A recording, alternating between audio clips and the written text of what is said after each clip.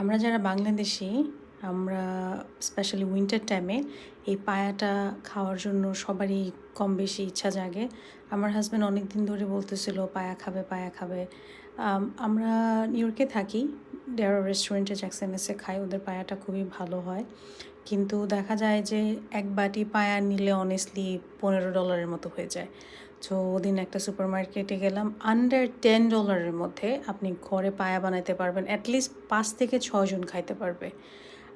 এত বেশি প্যারাও নাই, খুব সিম্পলের মধ্যে বানানো যায়। আমি এটা কমপ্লিটলি এবার ইজি ওয়েতে বানাইছি। প্রেশার কুকারে দিছি, তারপরে মশলা অ্যাড করে বাকিগুলো ঘরের যা মশলা ছিল, কোনো আলাদা কোনো মশলা দিতে হয় না। খুবই সিম্পল, খুবই কমফোর্ট একটা পায়া। আমিও লাইক করি, স্পেশালি উইন্টারে খাইলে মাঝে সাঝে ভালো, কারণ এটা স্কিনের জন্যও ভালো।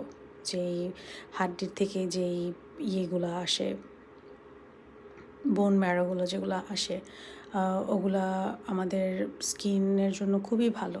স্কিন অনেক সময় দেখা যায় একটু রিঙ্কল টাইপের হয়ে যেতেছে বা কিছু একটা, আমি শুনছি আর কি এটা ভালো। তো আমিও ট্রাই করি বছরে 2-3 বার বাসায় করার জন্য, খাওয়ার জন্য।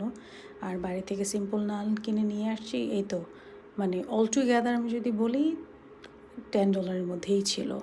বাজেট ফ্রেন্ডলি, খাইতেও ভাল লাগছে। আপনারাও বাসায় ট্রাই করবেন।